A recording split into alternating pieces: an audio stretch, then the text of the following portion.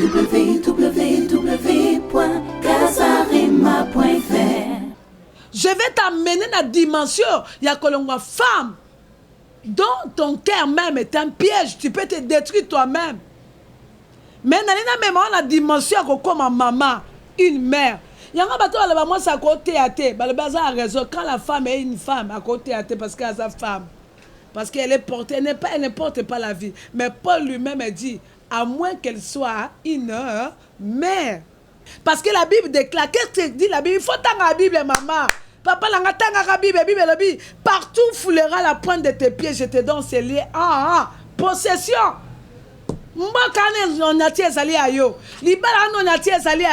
Lève-toi comme une mère qu'on dit ma défaite. Pour voir plus de vidéos chrétiennes en exclusivité, tapez www.casarema.fr.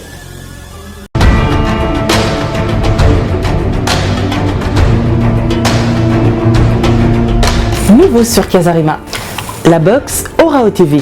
Avec cette box, retrouvez Casarema à la télévision.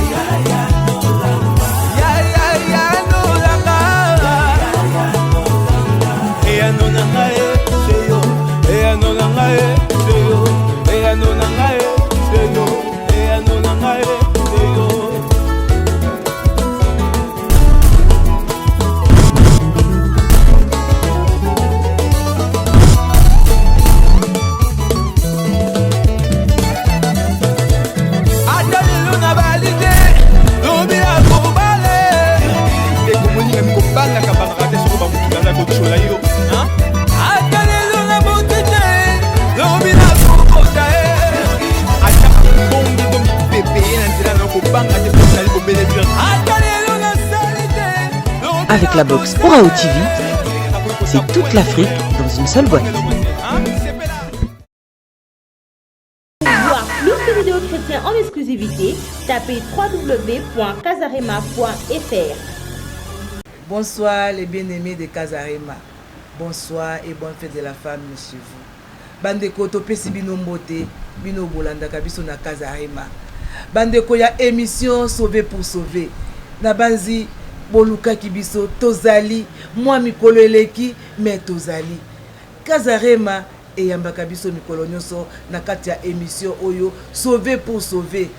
Ndeko bamisusu bakomi pe kosalela yango me biso tozali toye pa mosai na Nzambe oya banda nde bamoki balobaka idéologie ya sauver pour sauver. Mais ndeko mosusu amwa sina tunake mama yo komisiko na thème na biso ndengeni abi o mama ezaka makambo Nzambe ata tolobeli toyebi keza ya ye tokolobaka po eza makambo na Nzambe ya solo pe mosai na Nzambe mama pasteur Micheline Chabani azaka na problème te ata ozwi ayebi ke ezaka pona lokumu na nkolo lelo toye liboso na ye na pasi nazanga moko te mama Caroline la femme aux cheveux blancs azali na bana nazana esengo ya kosala musala oyo na bana onga na boti na bazi na moni maman Nasi na pesi mbote. Merci maman, bonne fête. Bonne fête de la femme Nasi. Voilà. J'ai dit merci, shalom na balandignon tout. Il y a www.casarema.fr, les numéros des sites chrétiens. Et c'est mon année vraiment ya ko retrouver bino lisusu vraiment na kati ya émission au sauver pour sauver voilà. Et ça vraiment c'est vrai le lot le 8 mars au monde entier tout veut célébrer journée internationale de la femme. Mon qui les petit thème nango balobi il fallait tout ça mais biso to yé le lot et pas la servante dédiée au Nzambe à parola mafuta vraiment maman Micheline Chabani yende ameka ko expliquer biso maman ce qui Nzambe a lobby nini pour la journée de la femme et puis quand la journée tout pour eza mois mobimba de la femme maman a lobby la biso pour la mois de la femme Nzambe a lobby ni je crois que ya mwana nazaki na loba merci encore une fois. Merci, merci Nassi et bonne fête de la femme. Merci. Avant Moussali Nazambe, Azwa Maloba, na monte aux sous na moi nangai, et moko a pour se présenter. La base ya likaka na baraka, azape na katia etonga la joie de l'Éternel, a kokipe koloba, komunae pe aipe sabino mbote. Merci, shalom bien-aimé, Balandia Kazarema. Nous sommes là, la journée à moi de la femme, et nous êtes venus interviewer maman Micheline Chabani, Oazali, la grande servante de l'Éternel. Oui, la chante. Maintenant, elle est là, la grande servante de l'Éternel, pasteur. Et on t'a interviewé concernant ce mois de la femme, Oazali Kakamoate, et puis toute une journée à l'élo, ça a été consacré seulement à la femme. Mais Maté, mon Kezalaki, c'est très spécial, et spécialement pour les femmes. Et pas seulement pour les femmes, mais pour les mamans. Et en gros, c'est un plaisir. Il a participé à l'émission et l'on a maman, oh Azali, une grande servante de l'Éternel, nous avons pogné l'issoussou, le col Azali, moi aussi, à l'obéla, dans tous les domaines, ce qui concerne la femme, dans le monde entier et surtout dans l'église. Merci beaucoup maman. Je vous remercie. Ngai Karine Moseka Mataku. Je passe l'émission sur Curiosité, Baraka TV. Bien, Nabazi Bandeko Baolanda Biso, la émission Sauver pour sauver. Ngai Nabiki Sami, pour Nabiki Sabamisusu. Moussa Nzambe à côté ya biso Toyo Kaye Oya Koloba par rapport na le 8 mars eza différent na ba 8 mars nyos Tolanda. Merci maman Caroline Sambi na équipe na yo, que l'Éternel vous bénisse et merci surtout aux bien-aimés de www.kazarema.fr qui nous suivent partout dans le monde, que l'Éternel vous bénisse. Et na pamboli nzambe koyamba bino na katkat na émission na biso à sauver pour sauver. Et je crois que c'est moi tant molai avec ba charge na ba responsabilité tozu nango tozu isu ngonga tepe tante ya koleka na émission mais tozongi isu na bitando na bido mike pona koleka koloba na pembeni yo mona nganga pe na mona yo kanga et puis yo otunanga mituna na sima ya matin oyo koleka po émission oyo et pesami mission nango c'est pour sauver et soki nga na biki eza pona bikisa soki nga na bonga eza pona bongisa soki yo bala eza po balisa pe ba mosusu soki yo bota eza po botisa pe ba mosusu soki oza na bomo eza pour kopesa ba mosusu bomo. Voilà, c'est ça la vision que Dieu nous a donnée. Si nous sommes sauvés, c'est pas pour croiser les bras, mais pour sauver l'humanité, sauver le bien-aimé. Mais ce que je sais, avec Dieu, c'est possible.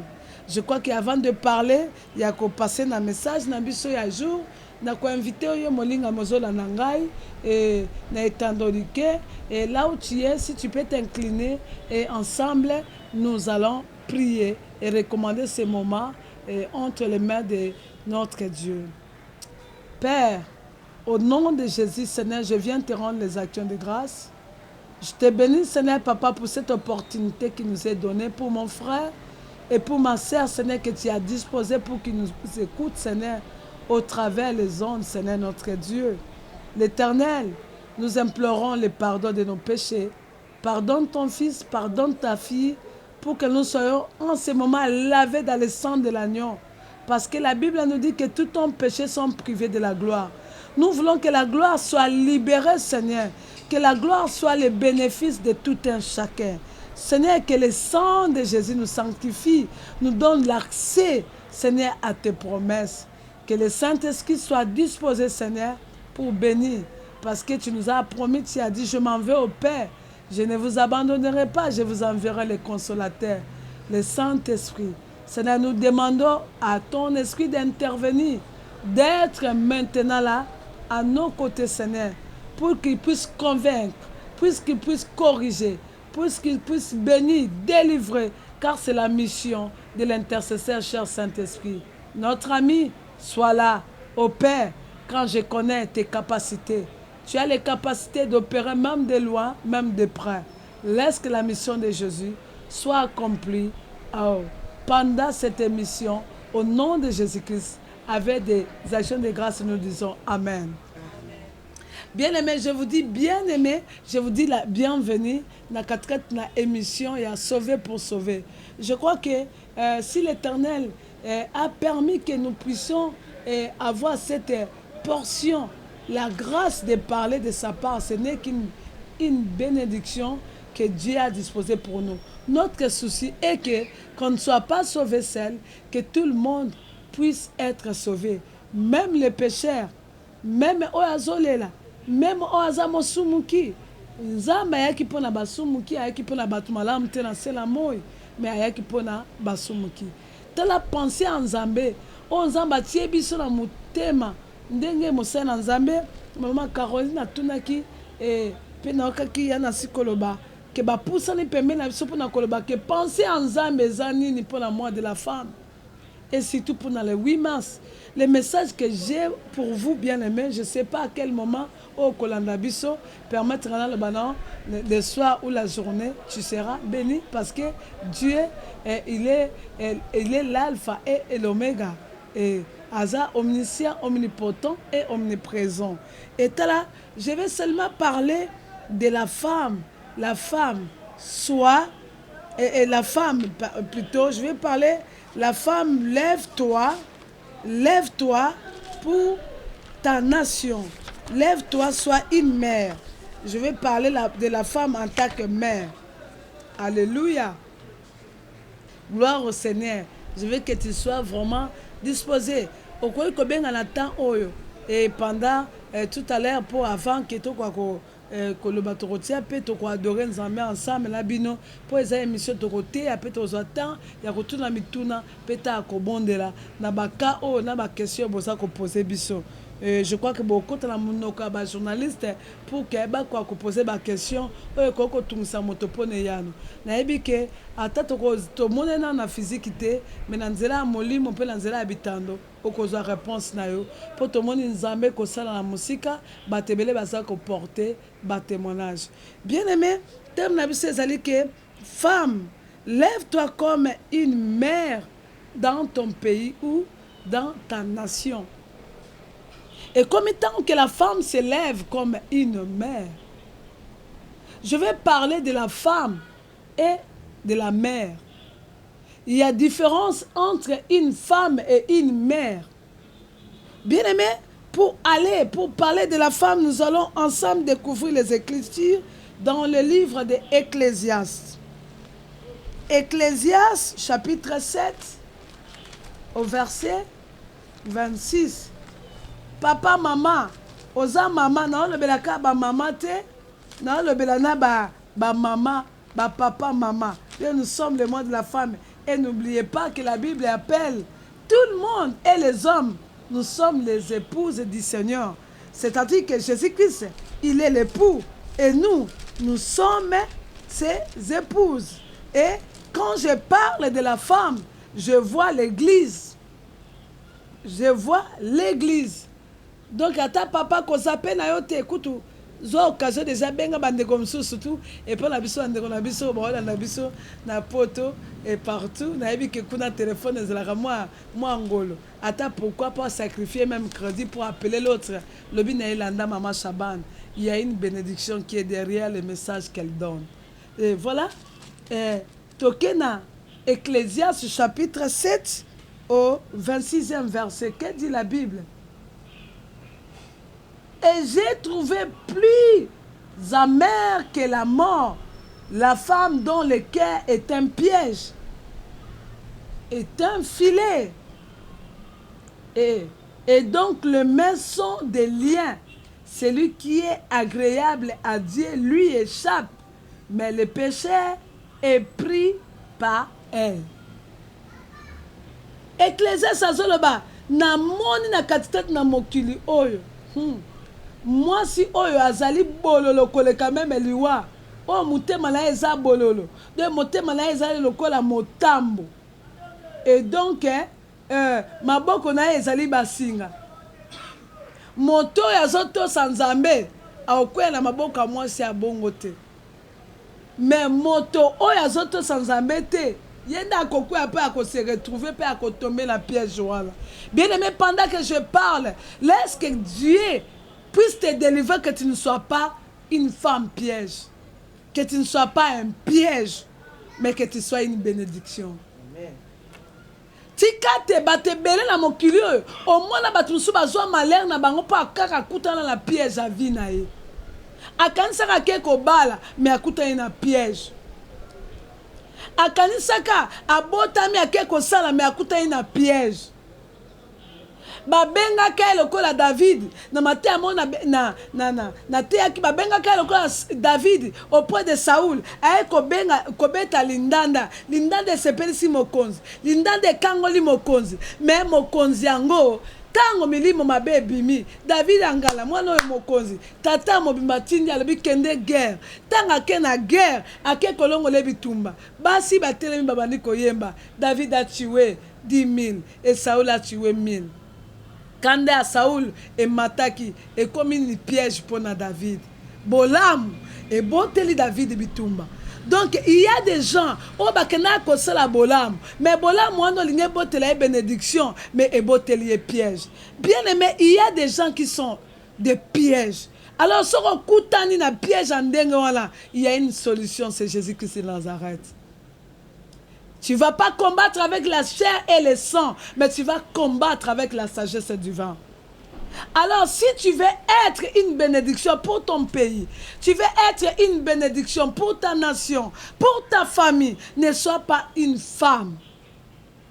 C'est la femme qui est une piège. Moi, si oyo motema la ye eza piège. Moi, si oyo ayebi kolimbisa te. Moi, si aza rancunier. Moi, je suis orgueilleux, un homme orgueilleux, un homme rancunier, un homme qui ne connaît pas l'humilité, un homme qui ne sait pas témoigner de l'amour. Il n'est pas une mère. Moi, je suis là, une femme. Donc, les pièges. C'est ce que dit la Bible. Bien aimé, ici, quand je parle de la femme, mère, donc, la femme, c'est quelqu'un qui donne la vie. Donc, il y a la différence entre femme et une mère. Femme, aza mutu oyo, azwaka makamna kandengwala, ne baolo bala, et to sotoke, to tagi na Genèse 19, verset 26. Genèse 19, verset 26, tout le monde a parlé, la moi c'est à l'autre, la femme de l'autre. Heureusement, balobité, la mère, balobi la femme de l'autre. Pourquoi la femme de l'autre?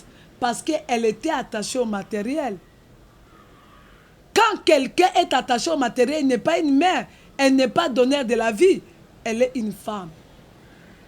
Donc une femme a la facilité de regarder derrière. Même à temps Nzambe abimi sabango. Regardez la privilège ngolo nzamba tini nzambe eko boma mboka mobimba nzambe eko détruire mboka mobimba nzambe amemi moto na Sodome mais l'intercession ya Abraham eko sauver Lot na bana na ena mwasi pe azala ki sauver mais comme elle était une femme attachée au matériel o azala kaka soki abungisi mbonga bandi crise bandi kokufa ozui sango mabe mbala moko bomo na esuki ka wana parce que tu vis à cause des matériels, tu vis à cause des richesses. L'homme ne vivra pas seulement du pain, mais il vivra de toute parole qui sort de la bouche de l'Éternel. Amen. Laisse que tu ne sois pas une femme, mais tu sois une mère. Parce qu'une mère, elle donne la vie. Une mère, elle est basée dans la foi. Sa vie est basée dans la foi. Tu as la foi, tu as la confiance dans Zambé. Mais une femme, elle est agitée. Quand on lui dit, tu es malade, cancer, ozokufa, diabète, ozokufa. Bien aimé, quand tu étais en bonne santé, qui avait déclaré que tu étais en bonne santé? Même si, quand tu es une mère, tu es le donneur de la vie, tu sais que même la maladie est là. Il y a un Dieu qui nous guérit de toutes les maladies. Je vais t'amener dans la dimension, il y a une femme dont ton cœur même est un piège, tu peux te détruire toi-même. Mais dans la dimension, comme maman, une mère. Il y a un bateau moi c'est à côté à terre. Le raison quand la femme est une femme à côté à terre parce qu'elle est sa femme.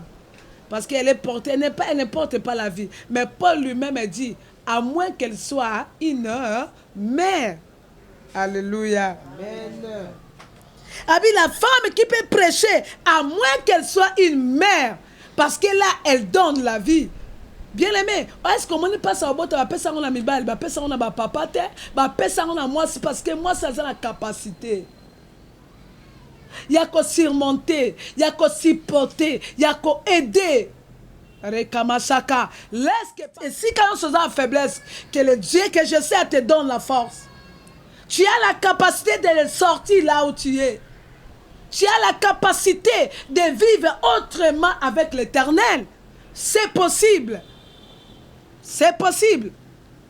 Et la femme dont je vais parler, c'est la femme du juge 5, verset 7. Juge, chapitre 5, verset 7. Remaka, Jikabashaka, Rondokaba. Pendant que je vois, pendant que je parle, le Seigneur libère une femme pour la mener dans la catégorie à une mère. Yom tokuta la piège. Okuta la moisi piège. Okuta la piège na vie na yo. Yebara que Saoul a tiré la David piège. Mais piège on ne me marque un témoignage. Non, yebisa piège nous va retirer la yo comme mon témoignage. Ne crains pas, lève-toi. Yo so mona mutazangi mbongo obala mwana. Ya obala mwana la yo katela ye oloba David. Olobi na atoza adote te me yela ngai ba pepuls ba poso ya biloko ya mibali sans po bala mwana nga piège. La Bible déclare que Saoul a cela qui est piège pour akansaka okufa mais yo oza race oyo ata batie le piège okufa raté ata batie le piège au fond de cause qu'on raisonner ce n'est qu'est-ce que je peux faire parce qu'au lieu de sang tu as la capacité de tuer des sangs. L'homme de l'onction, la femme de l'onction ne se laisse pas détruire. Ne te laisse pas. Pendant que je parle là, tu ne mourras pas. Piège non se bâtit là yo. Comme étant une femme pour te détruire dans ta vie, il y a un Dieu qui se lève. Et ça la piège à maladie. Et ça piège à échec. Et ça piège à problème. Il y a un Dieu capable pour te délivrer. Ah, passe aux alim belolobi. Amen. Reçois la délivrance. Parce que pendant que je suis en train de parler, aucun démon ne peut résister à ma voix. Parce que j'ai l'autorité de mon Dieu et le pouvoir d'accomplir la mission que l'Éternel m'a envoyée. Satan a détruit ngate. Ma fouton nzamba te katikat nanga ekobima. Pour Satan a seli nga ba piège. Alobi a détruit ndako nanga, a détruit le boto nanga. Akanga mnoko nga mshena lo bate. Je suis une femme qui donne la vie. Quelle que soit la condition que tu vas me mettre, à toi, bois qui dans la désert, dans le botamboum. Alléluia. Ok.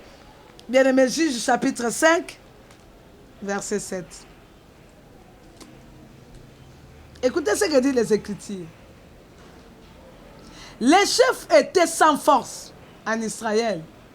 Sans force. Quand je me suis levé, moi, Déborah, quand je me suis levée comme une mère en Israël. Alléluia. Bakonzi, il y a Israël, Israël c'est le peuple de Dieu. Israël c'est baton nzamba pona, peuple nzamba sambela. Oya tia mafuta, nzo ne bakoza ngape makasi. Eza un moment moko pe oko leka la moto. Eza un moment moko zo senti que bo continuer surtout avec comme il a fait. Et ça, un moment moko. Mais à côté de toi, il faut qu'il y ait une mère. La Bible déclare que pendant que les chefs, la première chose, les qualités d'une mère. Première qualité. Une mère, elle sait faire les constants. Afin d'arrêter mes saoukoufa. À haute la situation. Et l'équipe Bible que Déborah a dit que quand je me suis levée comme une mère, les chefs étaient sans force. Donc, Déborah place malin qu'on fanda, le coup la juge a sali comme ça, en tout cas, ah, bah, chef n'a pas son maca, c'est ça, et si là-bas, il faut comprendre. On comprend le bas, l'angane bazar, et si là-bas, les chefs étaient sans force. D'abord, c'est le constant que tu vas faire. Na libalo na koti, mobali nanga, na bali, na keba. Papa na banga bala rabasi 5. donc anga il faut na keba po masinga oyo elandaka mobali langa oyo elanda papa na bango eza akata mobali langa il faut ça la constat oyeba ke bachef baza sans force côté wana aza sans force po côté ya ekobo ye aza kozalaka pantalon pete jusqu'à ce que yo kosala geste ya une mère okoyebaka na liboto oyo bafamile yanga ata mobali yanga nde aza boye bazalaka bagrand soulard bango nyonso bamelaka masanga yo il faut sala constat ke nde naza nde nake libala boye je suis l'unique à me marier dans ma famille parce que libota la biso tosaka nini tobalaka te batata mwasi na biso bazonga bamama na biso bazonga singa oyo nayembaka. C'est-à-dire une mère, la première chose qu'elle doit savoir faire, c'est le constat. Déborah fait le constat que le chef était sans force. Il faut yeba. Constat na zobota bala kwa suka teka la boti bango kitoko. Mais yebaka constat. Bala oa kitoko na libota la biso mingi bazalaka. Bazara mayele était la classe. C'est le constant. Et quand on a l'information à bongo, c'est alors que tu vas t'élever. Déborah était informée. Bien aimé, tu es informé de quoi? Tu es avec ton mari, tu es avec ta femme, tu es avec tes enfants. Oza la banne, oza alibota. Oyamate au monde ma famille monsieur ezalaka batu. Ata basali musala basuka na chômage. Po bango bakoko sekatang mulaite. Tu dois faire le constant pour s'élever. Une mère aza mututeka tout le temps surtout bandeko langa. Oko la téléphone ezako fele. Femme musaneka allo songi na téléphone information sur information makama bomo etelaka ete atonga o mabe atanga o mabe abeta lisolo ya songolo baboyi makisolo neka oyebi la mama ko esebi maki oyebi griffe moko bo esebi même mikolo mama mbisa okaka esebi mipo atana la poto retuka na mbisa okaka retuka na moi fumba na fékition te mais ça c'est pour dire que il y a des choses importantes que okolek satanga oloba parce que quand tu es une mère, même quand tu vas à l'église, tu dois faire le constat de ta vie. Tu n'es pas n'importe qui. Tu n'es pas yoka kanga ngona mutu mususu. Ozala liboto ozala bandeko na yo, bien kozala aussi obani ko bonga me barona ba bongite, mais tu as le temps ya ko sola à l'église. Prière so le kayo beso betama solo. Tu n'es pas une mère. Ozala un donneur de la vie. Ozana une femme, tu regardes derrière, tant aux hôtels, bastatine de kobima, batune ba okoma mungwa, au lieu batu ba avancer. Des constats. Déborah regardait que le chef était sans force. Bien-aimé, regarde. Na moi o abasi oyo, na moi o mokile pesi biso, na moi o totelemi. Quel est le constat de ta vie? Regarde. Et la première chose, elle a regardé, elle a vu, elle a fait le consent et elle s'est levée.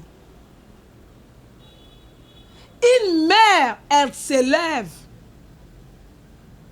La première chose, elle s'est levée, pourquoi? Parce qu'elle était une femme qui était habituée à la montagne. À Messala Kofana, Nassé Anzete Ambila, bien aimé, à la montagne, et si Kazo jugé, et si Kazo même la bateau vie. Bien aimé, quand tu es le chercheur de résolution, osa muta ko soluka ba solution la bateau, osa muta ko pesa bateau kimia, osa muta matuba ko pesa bolingo. Si tu se refais dans la ngomba, ngomba c'est la parole, ngomba c'est la prière, c'est là où et si ka kimia biondaka, ndesi ko yoka mongo na nzambe. Lève-toi dans la prière. Bien-aimé, Dieu est réel et Dieu écoute les prières. Par exemple, là, quelqu'un qui va prendre la décision de s'élever, quel que soit le manquement de force de ce chef, il y a un Dieu capable de s'élever. Au salut constat, au moment où le docteur est malade, mayo, ezangi kisi kokota la kolelate, kokota la suscité, ozo téléphone obenga oyo, ngaya wae, ba docteur balobi, ngaya wae, en tout cas malade oyo, na komi kokufa yo moko miteki déjà. Avant que yo même kufa, mais lève-toi dans la prière. Kende, zali kamona yo, tiens on a mai, l'eau c'est la parole. Ba Seigneur, ngayo, minga balobi malade ezangi kisi, qu'est-ce que tu dis? Prends ton problème. Ndenge kaka maman Moïse azwaka Moïse a déposé na mai, atie pané na mai. Alobi, son atie na mai, akotiola, akufate. Moi je crois que quand tu prends ton problème et au tien la mai, tu auras la vie. Tu auras la vie. Même Nzambe, Azan Nzambe, Azan répondre à ma situation, nyons. Et la Bible déclare, elle s'est levée. Lève-toi dans la prière. Lève-toi dans l'intercession. Quand ça ne va pas, Luka bato baza mayele, bato baza na conseil bakoy ko pesa yo. Luka bato oyo, baza ba sage. Ba muso ali kaka prophète aloba. Prophète kutu ya yemo pe dans lobité. Aloba kaka. Mais quand tu vas te lever la prière, les alikolo ya prophétie. Amen.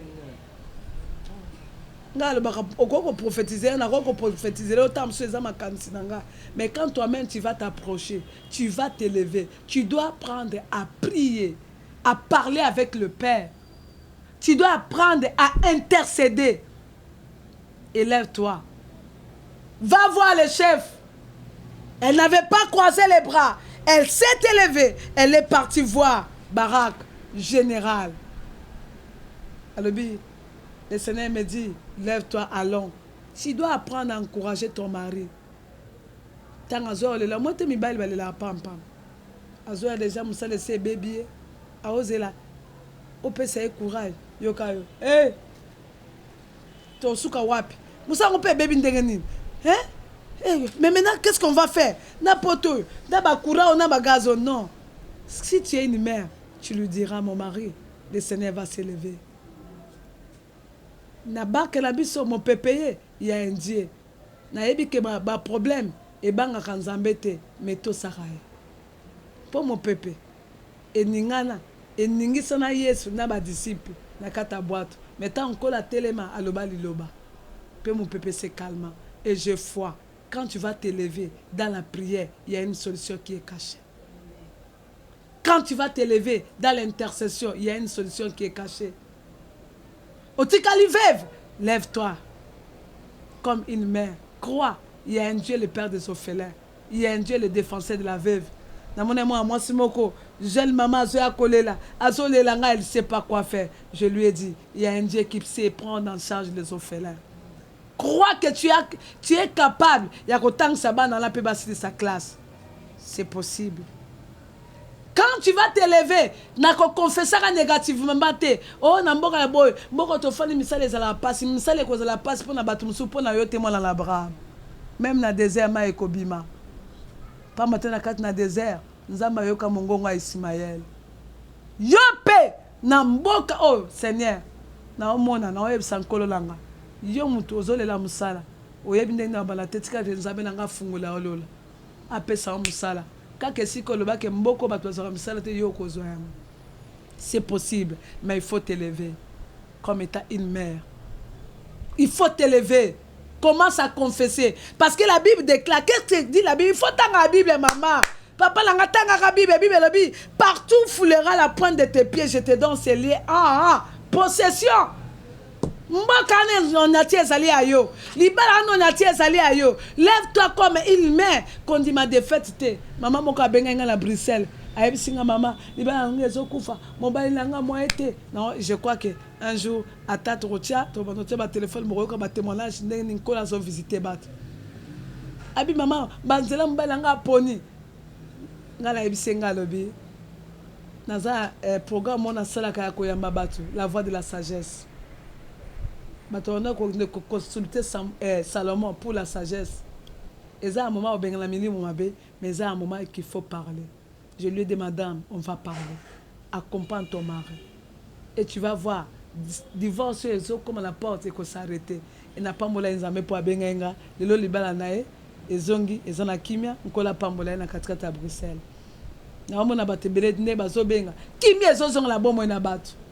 C'est possible d'être restauré.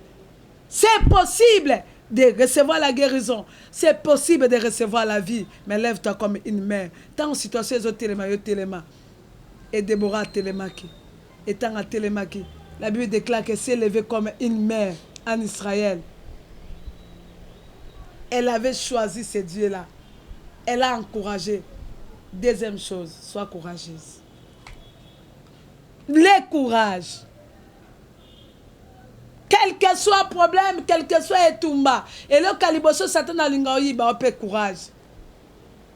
Pourquoi tu as l'anonymat, pourquoi tu as un souci, pourquoi tu as une inquiétude. oza mwana nzambe so moni bakangeli ekuke na droite seke na gauche eofongwama. Il y a un Dieu. Tango confessa ko bani ko le ozopesa accès na diable. Ozopesa accès na diable. Ndela ebisa iba mama na tongo place na te akinga lobi mama. Yo étudier. Sois courageux. Sois courageuse. Babengi yo. Mobile no aza akwa abima na mwasi mususu. Davai mutu alo benga po na raison nini na ngazaki yo. Nangazaki yo kolinga topesa matono na n'importe quoi. Onzamba atiki omona a peso sagesse ko gérer am. Yo peso yo ba peso makamba bongo ba yebisi ozela likolo. Sauver pour sauver. Yo ndo yamba Yesu yo na yambi Yesu te.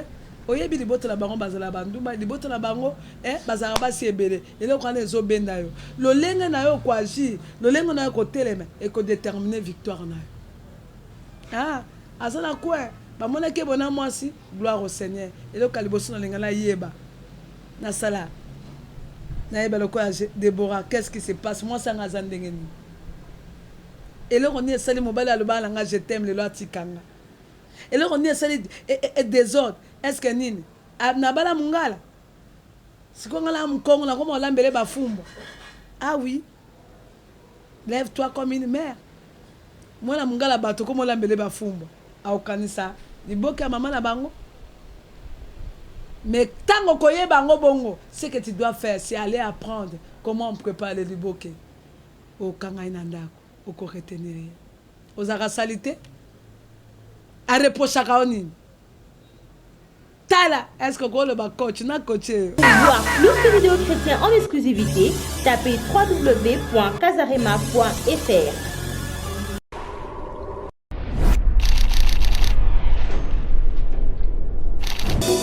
La vie nanga oyo nazalelo yango te nazalaki lobi pokotanga okati ya motema yaya bomoi ya moto na se etambolaka na yo moko Yesu nyonso nasala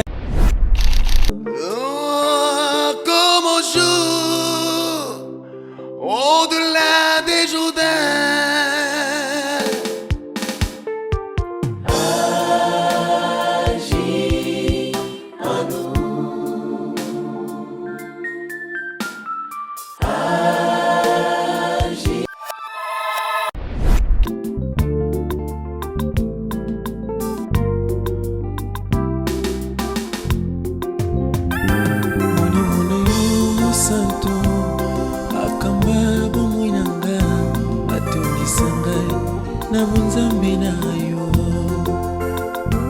Motema na ngai epeli moto naposa na yo na motema nakangi te yawe bolamu na yo na ngai.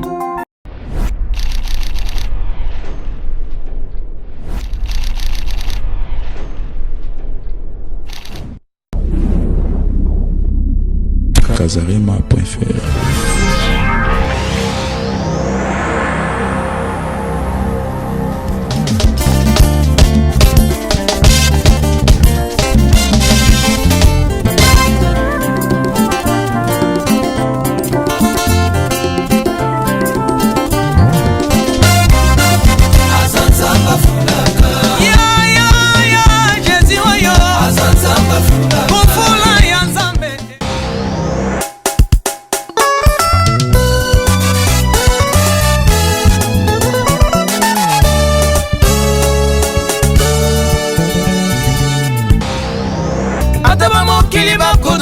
Na bozi na bango Nzambe ye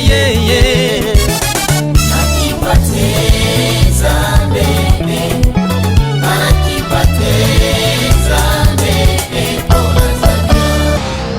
tango ngana tuni mutuna asoki bafingi batongi bacholi baini asoki bafingi batongi bacholi baini motuna nanga ezana tina motuna nanga ezana tina yango nazabie o ata ofingi nga nazabie o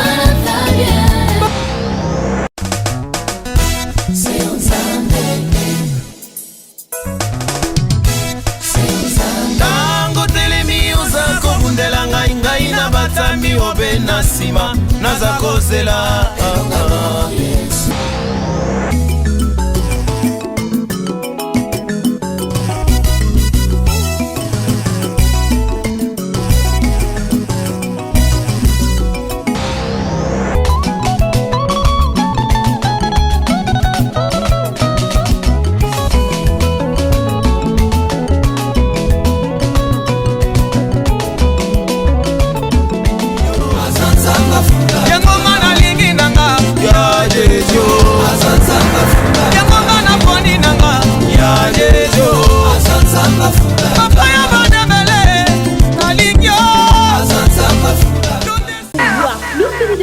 En exclusivité, tapez www.casarema.fr.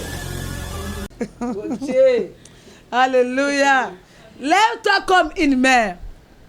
Quand tu vas t'élever dans n'importe quelle situation, il y a une solution positive qui est cachée. Voilà, c'est ce que je voulais seulement dire à une personne, lève-toi. Une mère est créée pour donner la vie. Et la vie, on le confesse. La vie, on se lève dans la prière. Et dans la prière, en cherchant Dieu, tu vas trouver, tu auras la victoire. C'est ce qui a donné la victoire na maman Déborah. Et que Mbokana ait la victoire. Totalement, comme une mère, même pour notre Congo.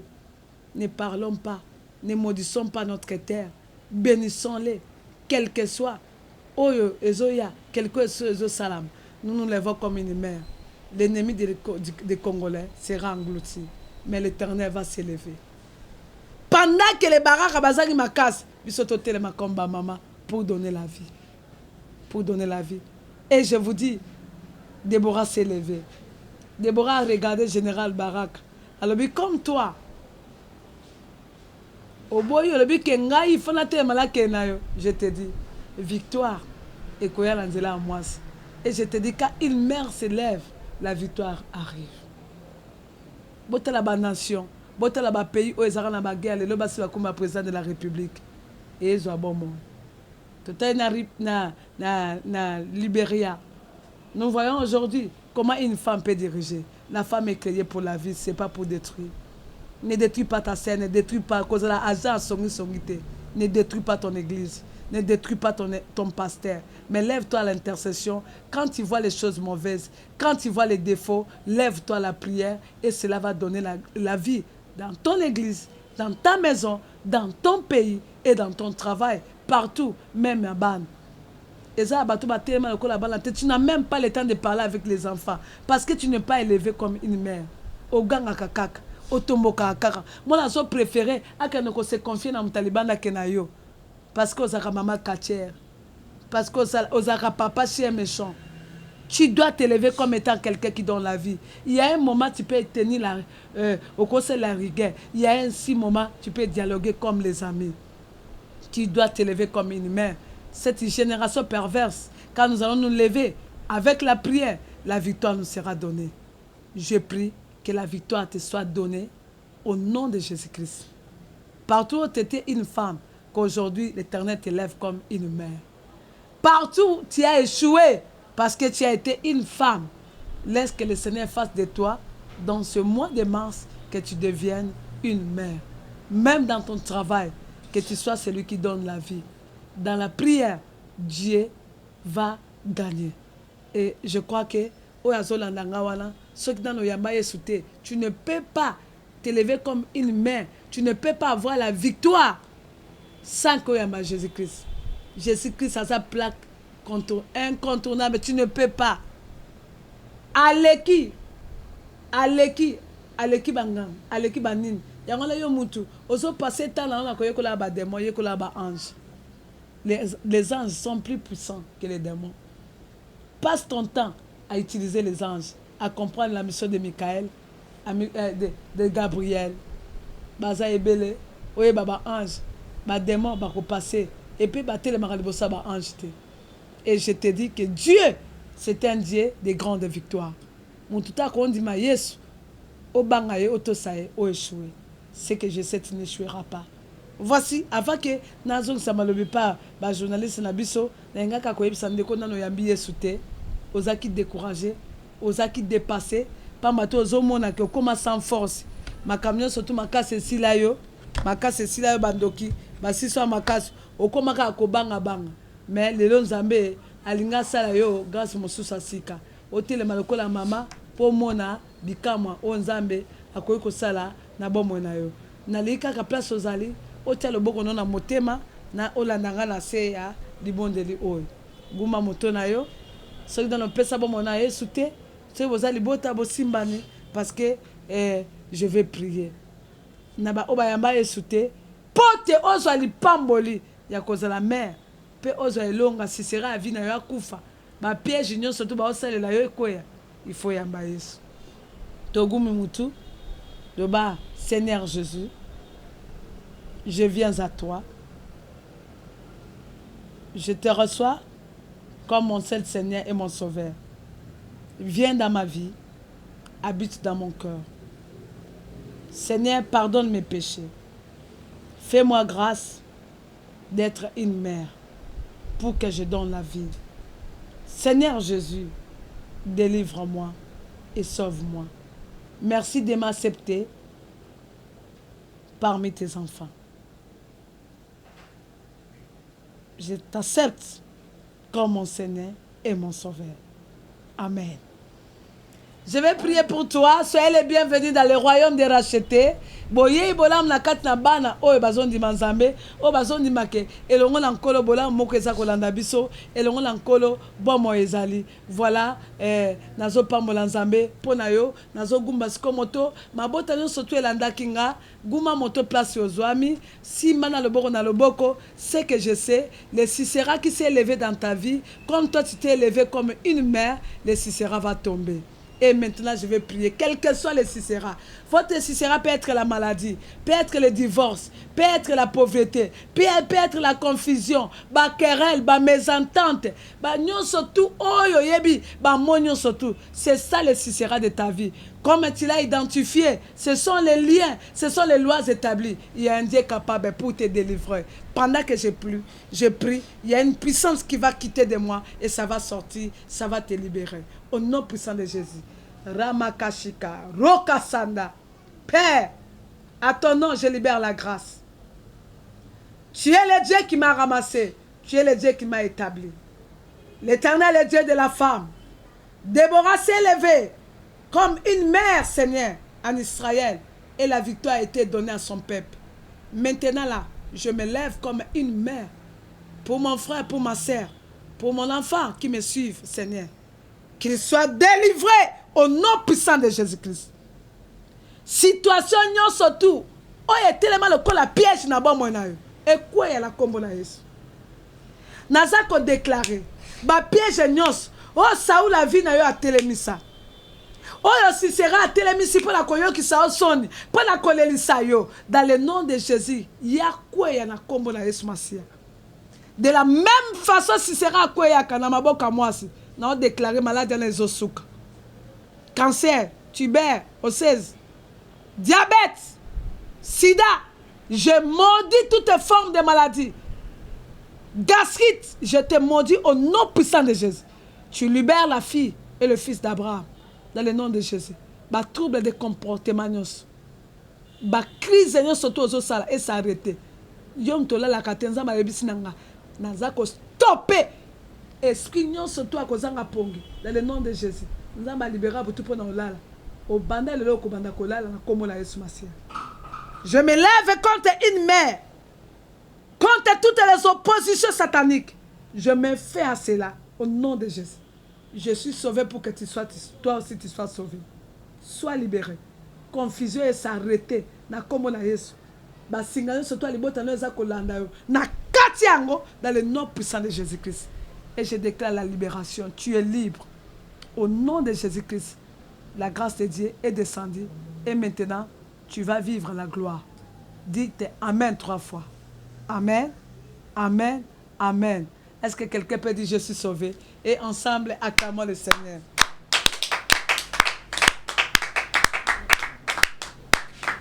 Amen. Amen. Gloire au Seigneur. Bien, bandeko, voilà, nakabiso na Kazarema na émission Sauver pour sauver. bandeko mateya ya boye bapaster anguya ya boye soki baza 10 ye aza parmi les 10 pas aza première. Au nom de Jésus, c'est maman Caroline qui dit, la femme aux cheveux blancs. Bandeko tellement mateya oyo eza clair lokola nayebi eloko naloba te baquestion na biso bajournaliste mpona kosunga bandeko ezali ndeko nasi olobi nini pas pasteur na nkolo. Voilà, premièrement, j'ai béni les Seigneurs parce que journée de la femme na biso, nitinga particulièrement, naza vraiment béni la parole ou maman Pessi. Vraiment, so bateau bazolanda ba comprendre ndenga na comprendre. Vraiment, quand des maman lobi ma bote belé robika. Question nanga liboso ezali maman na mate ya olobi douleur ya kobota, nzamba pesa ngo mobali te, apesa mwasi. Pour nous, c'est une révélation, c'est très profond. Et ça, la maman Bélé Zolanda a compris que douleur, on a pas ça moi si pourquoi. Question on a une Tunisia boué. La femme une piège. Mais moi, la mère a oiseau sa vie. Ce qu'on peut na ba maman au bazolanda yo. Et cause na maman moi quelque part a compris que ça piège.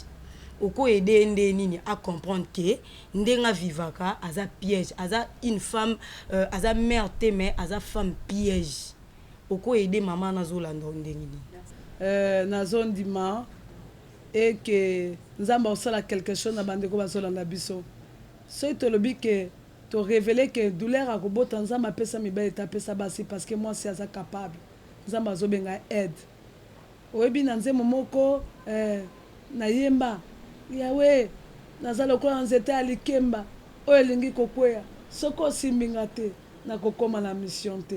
C'est-à-dire que aide aza moto asupportaka poids nyonso charge nyonso ezoyela ye donc aza capacité ya kosupporte bachoc douleur accouchement parce que nzambe amonaka ke mwasi aza capacité kosupporte ce qui est dire parce que basala ye na mabele te basala ye na mokuwa muto basala mabele a pété muto basala mukuwa a makasi aza ma capacité ya ko supporter douleur ya ngola moi c'est o aza mama aningala kate o aza piège par exemple ayo ki mobali na ya bimi libanda azui makango ye pa le binga pe na sani na zui ba comme le kola batumi ba bozo sa bilombe mais o aza mama. Moi, je suis une mère. Je dois maintenant travailler pour ramener cet homme dans le chemin. Sinon, comme c'est un frère en Christ. C'est ça, maman. Parce que penser na boule na nyoso, il faut n'appeler ça bon mort. Oyo aza maman. Ata. Ayebi ke libota oyo. Bayoka na kate. Yé pas au travail, te pour na panza bango. Ata na église, même message na e. Et ça pendant peu sa vie parce qu'elle a sa mère mais il a travaillé pour que et si la famille n'a pas je dois amener la paix, je dois amener l'attente. Comment est-il n'a pas sabato bapanzana? C'est ça. Moi c'est un piège à l'inga division. Moi c'est un piège à l'inga conflit. Moi c'est un piège à l'inga séparation. Moi c'est un piège tellement ça attaché na matériel soka bungi seloko na yebisa ko boma batuti tant na zalaka moi c'est un piège na yebisa ya na zalaka de soki na ye san nanga eza 10 na lokimo na monité na passe la 9 éthical parce que la destruction est entre mes mains mais tant na komi siko na yes na komi une mère na yebi ndenge mutako ko passe la san ndenga pe na ko passe la san. L'erreur est humaine. Alléluia. Amen. Parce que moi, je suis à sa mère, et puis ça a lecture à vie. Par exemple, yo moko sali mo boulou na yo. Ozwaka mibali kota bima. Siko comment le balokang la belle sida. Non, balokiote. Yo moko sali piège à vie na yo. Autant si pas moi non malamu te. Le problème en est que revient seulement fait la repentance. Tu demandes pardon à Dieu. Na Ézéchiel 33 Bible lobby que atanga nzambe na lobaki okokufa soki o revenir nanga po tiki mabozo sala okufa te okovivre likolo ya bolamu okani kopesa koka bato te kopesa tata mwasi ya bato te ye mutu akanganga ye mutu alokanga non jamais soki akanga yo yango nalobaka mais eza ya nzambe oyo aza likolo ya koloka soki eza ya mutu moko ndoki tata mwasi akangaka yo akanga epai na ngai mosali na nzambe ngai na kofungola yo parce que bango baza na pouvoir ya koloka biso toza na pouvoir ya kopambola donc voilà donc c'est ça j'ai dit que la femme piège c'est la femme qui s'attache au monde mais la femme qui est une mère c'est celle qui est basée à la parole et aux promesses de Dieu et qui met foi en Dieu et qui croit positivement à que quelle que soit n'importe quelle situation na kobima la kolongisana.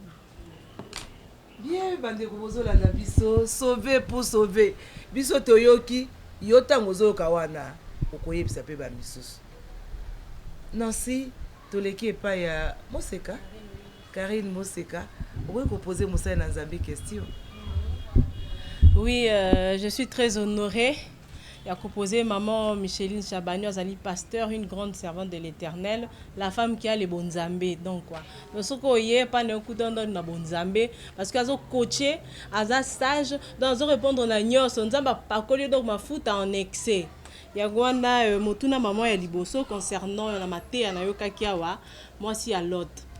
Ndenge azangaki kotia sagesse na ye liboso ndenge azangaki kotia ki maman na ye liboso na basi oyo bazalaka maman te basatachaka toujours na monde ils sont femmes baza trop femmes quoi donc bazui ki bo mwasi na bango batia ngo liboso bazo boya kobima maman pour supporter pasi ekolo pasi ya libala pasi ya donc pasi quoi parce que ndenge pe tu kolba c'est très profond awa ndenge tu kolba c'est pas pour rien c'est une révélation ndenge nzamba tia ko bota na kati ya basi et puis pour cette femme wana moi si à l'autre atikala qui toujours femme atia ki tetutesse pe basi on peut bazali na époque na biso bazali o ba boya rakoyoka même conseil e uti na basali ya nzambe batikala toujours femme na ki bo mwasi na bango wana le bela ba on a quelque chose pour ba koma ba maman ba longwana ki basi wana batika ko s'attacher na basi le bela ba on quelque chose pour kota na ki maman.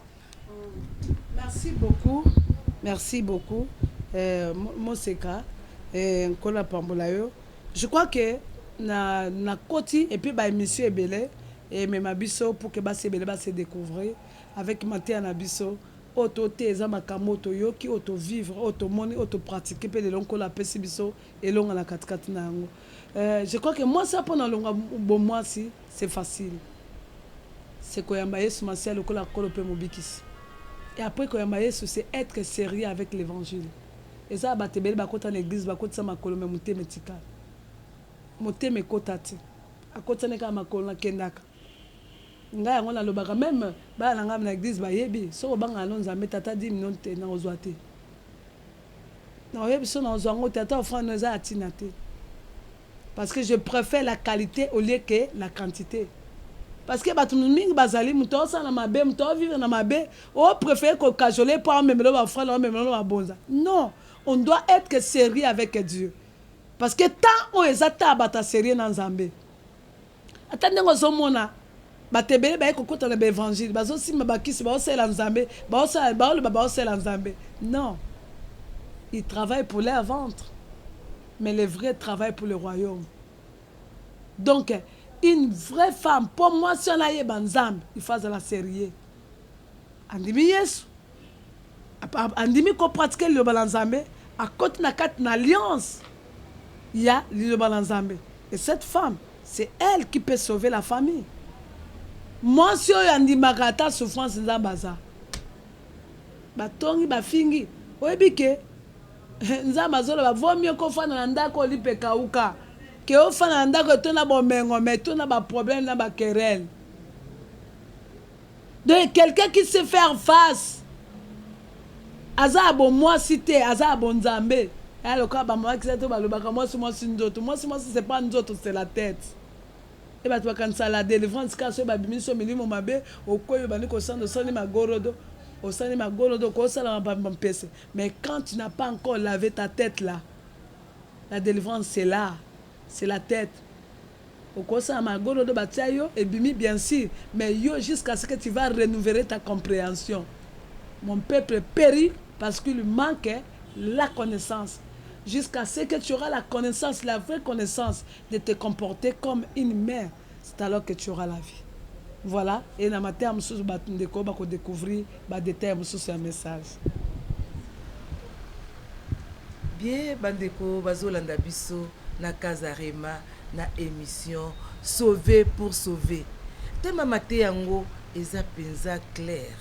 Avant na leka bandeko so ba obakisa ba question, nga na lingi Moussa na Nzambe aloba différence o ezali entre une femme et une mère. Et puis aloba ki lisusu, quand une femme s'élève, la victoire est certaine. Moussa et Nanzambe, avec pour décortiquer, moi des questions, il y a la femme aux cheveux blancs. Merci la femme aux cheveux blancs, c'est facile à dire. La différence entre la femme et une mère. La femme, elle a donné à Koufa. Elle a mon père Sidoua. Elle s'attache au matériel, aux choses du monde, aux choses qui passera. C'est ce que la femme de l'autre était. Et c'est ce que la femme d'Ecclésias oh monté malaye et libérera te et ko pardonner te. C'est cette femme là Walande, cette femme. C'est oh femme de mon père c'est Koufa. Il y a même Paul a dit que les femmes hein, c'est thèse. Parce que basaka na kati ya kotonga, basaka na kati ya bakochola, bakofinga, banini, ce sont les femmes. Mais la mère, c'est celle qui donne la vie. Oh yebi douleur. Oyebi attaqué na matanga akuti muninga azolela akufeli oyebi paso ezaka na okufela mais bato mosusu ake na matanga la ye kopesa mutu mawe me azotonga ye afandi ka peme na matanga la minute ka wana basimo baze ebele a invité Jésus azolela ndako na ye mwasi mosusu aye aye kosopa malasi na makolo ya Yesu ya bandi kotonga Yesu soki ayebaki kutu soki azali prophète solo mbela yebaki mwasi aza nani azotonga ye kaka wana ebenzo ane nkolo esatanga ye makanisi na ye yango nkolo areponda oyo alingaka ndambo oyo balimbisaka ndambo mpe akolinga ndambo mais oyo balimbisaka ebele akolinga ebele. C'est pour dire qu'une mère partout où elle est là pour donner la vie. Même akuti baninga la kufa akoconsoler na ndenga solo aza ko compatir aza la compassion aza ko encourager monde kwana ayez courage nzamba peso makasi ya kokoba. Une mère aza atina te ya ofondaka akomontaka makam akuta moninga msusa libela kenda abota te. Elle s'est intercédée pour elle. Seigneur, bénis-la. Bénis-la. Kuta bano luka solution na okaita msumunga moka zalaka boy. Oko kende te, oko sala te, akolinga ko fortifier ça parce que souci na ezali kanzambe na sanini atombama. Donc une mère, c'est celle qui élève son Dieu et cherche à ce que son Dieu puisse avoir la victoire dans toute les situations. C'est ça, être une mère. Et quand une femme s'élève, c'est la victoire. La victoire est certaine. Oui, maman, quand une femme s'élève dans la prière, je dis dans la prière, elle prend les choses en main automatiquement. Ce n'est pas pour échouer. Parce que nous avons eu maman. Nous avons eu maman. Il y a un autre qui est tango ba maman ba kenela na tombo akanga motema te abimati. Et puis Marie tanga ya simbalebi abine ko simbanga na mtena na matite. Na na matite. Ba papa tant ba kendaka ange mtabimaka. Est-ce que vous comprenez? La Bible. Ba papa ba kena tombo ange abimi. Mais ba maman nkolo ye moko asai nini abimi. Donc moi si sera télémi à solo. Bon moi cocotte. Et moi j'ai toujours dit que tout est possible à la femme. Parce que moi, si je suis en mabe, je suis capable de faire ça. Elle va tellement en mabe, après ça, Adam Bouma, on a fait ça. Telle la place de Komalelo. Marie a tellement bien comme une mère. Sanctifiée, nous avons visité, elle est aussi bon à cause de Marie. Puis on dit ça Jésus, on dit ça même Joseph, moi non été, babenga Joseph tata Jésus. Parce que Marie s'est élevée même dans le caractère. Na vie comme étant une mère. Bandeko Balandia. Kazarema Kazarema olandaka ozoka barema boye osi oyoka landaka ngo toujours kokendeke partout te landaka Kazarema écoute ya makasi tokomi presque na suka ya émission ya biso ya sauver pour sauver na éviter mama na sima ba question mikuse pour na mosai na Nzambe. Voilà, merci maman, je crois que ça c'est la toute dernière question qu'on a posée maman. Maman Alobi, moi si la femme pour Azala une mère, il faut premièrement à comprendre que Asala aïba osala constant. Maman faut aïba osala constant, il y a situation où ils ont la famille naïe. Deuxièmement, maman il faut azala courageuse, azala courage. Ngana zana ngama ba maman au baza désespéré. Maman la servante dédiée maman Micheline Chabani, okoki ko fortifier maman moko azolanda yo à cause de la asia sali constant. Mais amona ndenga ko bandati. Amona ndenga ko telemati. Okoloba na maman na nini pour atelema. Merci beaucoup. Maman là, oyo, à ça, ça les constat, ça comprendre les camonae et le caliboso. Ce que n'a abani ko bonde la tami pesa na prière et puis à quoi qu'on se confier na bassin na Nzambe, au bazar molu mona solo, au bazota mona Nzambe na solo. Au matin Bible le dit que confiez-vous à l'Éternel, vous serez affermis et confiez-vous à ses serviteurs, vous réussirez. Donc le caliboso, toza ouvert à se confier, trouver bakobonde la paix quotidien en zela.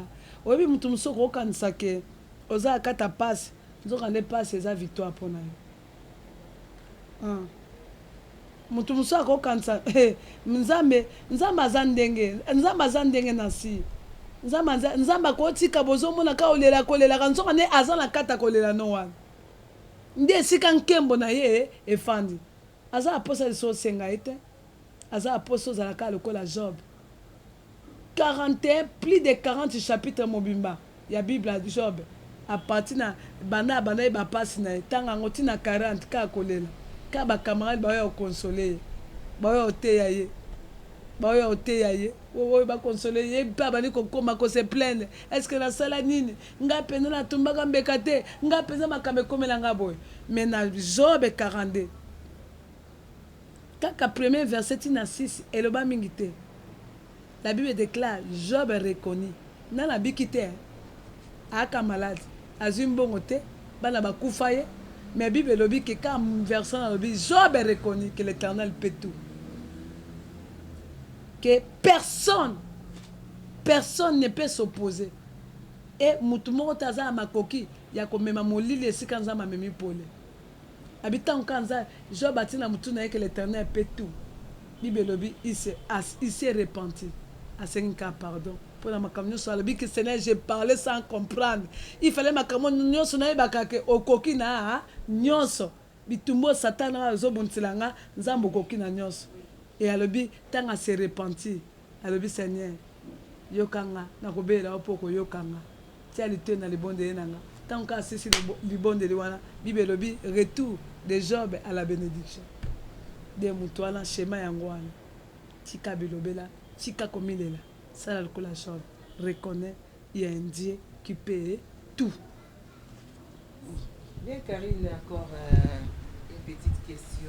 Oui, merci beaucoup maman Chabani. Je crois que Balandia Kazarema Bozolanda Bisso, Rema Yango ba révélation, c'est la femme qui a le bon Zambé dans elle. Une question, une toute dernière question. Maman on a évité maman Micheline Chabani soko lobani na ba femme au baza vulgaire. Ba femme au bazo que se sous-estimer. Obazo komi mona que no baza se utile na société te na nature te pe na église te bazo mona place ni bako ko se réfugier te tant que femme ou soit baza na poste ba comme ba maman ou soit baza déjà mais bazo mi ba te ils sont au centre na mabe na malam bazo ko distinguer en côté ce genre de femmes là qui se sentent rejetées et puis baza jeté dans les oubliettes bazo mi mona pamba loba quelque chose pour na bango bazo landa partout dans le monde entier pour le bel bango loba moko ya encouragement pe ya espoir na koyeb sanga mwasi wana o azo se sentir désespéré et tant mususu o ezo sala ke okoti na maloba ya maman Karine pour OK message ne ko koma confie-toi à l'Éternel. Que désespéré, tant qu'on comme désespéré. esika yo suki bibelobi esika nga la suki esika nzambe abandi de siko suka na le banzambe kanga la suki yo banda. C'est ce que je peux te dire. Esika non suki tu ne sais plus quoi faire. Ozo mone kuka obimelate ozo meki ozo beti partout. Ozo luki ba solution ozo zi ba traitement nyonso. Ozo moni ba tonyoso moni ba sai na nzambe ba tia maboko e ba tia mafuta e. Ba prophète wa lokuta ba msu ba kamata mafuta ba keko tia ba komi ko tia ba tia ba tuso mafuta ndenge ni nzoka ndeli lobezela ngo simple. Écoutez, esika yosuki ndesika nzambe abandi. Ile ono yebiso kaka lo ba sene na suki banda nanga. Nazo yebisa yo. Atana ebale. Au salon ndenga sala Samson. Mais non yebisa yo. Ndenga sala plutôt Jonas. Mosala nzambe moko ateki biso alobi nzambe ko permettre mbisa melayo mais likama okama 3 jours estomac ambisi salate estomac ambisi fonctionnate pour ébrouiller Jonas tant on a okufite ozana nbrouiller te crois qu'il y a un miracle nzambe ko sans quelque part. De voilà ce que je peux dire à cette femme là, il y a un Dieu capable ngata ngekomela inga na somo. On a senti que son derrière chaque souffrance, derrière la croix, il y a la résurrection. Derrière la mort, il y a la vie. Jésus-Christ est la vie. Le diable te fait croire autrement, mais croire il y a un Dieu. Quand on est dans le bas, il y a ce qu'on a mis et il va s'élever. Bien, bandeko balanda kabiso na Kazarema, tolandi barema. Ya Moussaï na Nzambe, pasteur Micheline Chabani, mama pasteur na biso, okoyi koloba, pour na bateau bazolanda biso partout dans le monde, okoyi bisa bango, so ndengeni ba, so ba yuko, te, nana okota kati na ote, yondo loba. Na bandeko bazolanda biso partout, dans le monde, les kotozo bisa bino kakaba émission tozo te la Kazarema. Je crois que l'adresse nabiso ni moi nabisa contact eza na liboso eza koleka et puis tozo senga aussi soutien boyebi ba émission au Kazarema il faut te soutenir ango par faveur na ngolu basala biso et basala biso faveur to futaka ya makasi te mais c'est to kozana ba partenaire pourquoi pour le baké mbula mbeba na futi karapo émission to bakilta maman et les kaka. Parce que des fois aussi ça pèse sur nous. Il y a beaucoup de délestage, bah monsieur les caté, les caté pour je crois que nous avons sur la mission bon on a peut au participer aussi na contribution et surtout awa la joie de l'Éternel tout ça déjà une année aux hommes na écran la biso tout adresse peut tout numéro à compte. Tout numéro à compte na code Swift oyo okoye kotinde la biso soutien na yo. Au continue la biso participation na yo eza batu mingi boza bandimi ya écran boza bandimi ya télé na kata ba chambre et boza bandimi et bozo landa biso partout. Attention, il faut aussi préparer, savoir aussi donner si tu veux que Dieu aussi puisse affecter aussi tes finances. Je crois que les jours à venir, je vais travailler avec les bien-aimés de Kazarema pour essayer un peu de donner les enseignements même de loin de l'école de l'excellence parce qu'il y a une place pour l'exhortation, pour la prédication et pour l'enseignement. Quant à moi pour aujourd'hui, je vous bénis. Pour voir plus de vidéos chrétiennes en exclusivité, tapez www.kazarema.fr. Bien-aimés dans les Seigneurs, vous qui aimez demeurer dans la présence de Dieu par des cantiques de louange et d'adoration, voici pour vous l'album Simba Ngoma avec le frère Papi Konkeina PPK qui nous offre 12 chansons contenant chacune d'elles une particularité tant spirituelle qu'artistique. Mukumu Pekembo. Entrez dans ces parvis avec des cantiques de louange, dansez devant le roi de gloire.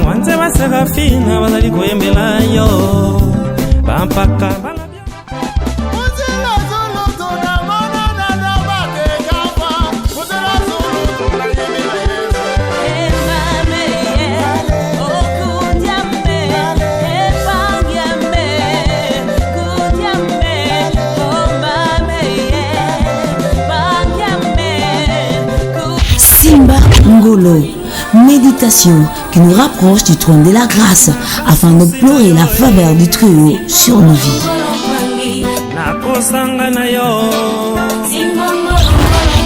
Et Yahweh, supplication éternelle, relève la force de ton serviteur.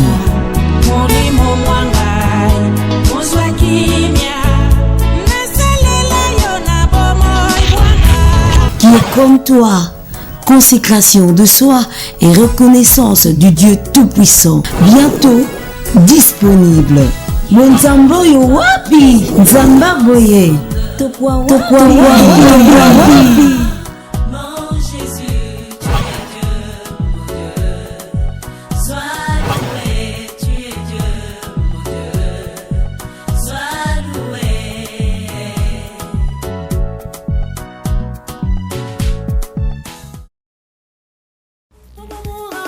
Le Centre chrétien Béret présente le nouvel album de la sœur Stéphanie Kadiebou, Au rythme de ta voix. Au rythme de ta voix, un album riche en couleurs et en louanges. Au rythme de ta voix, une atmosphère qui demeure sous la présence de Dieu.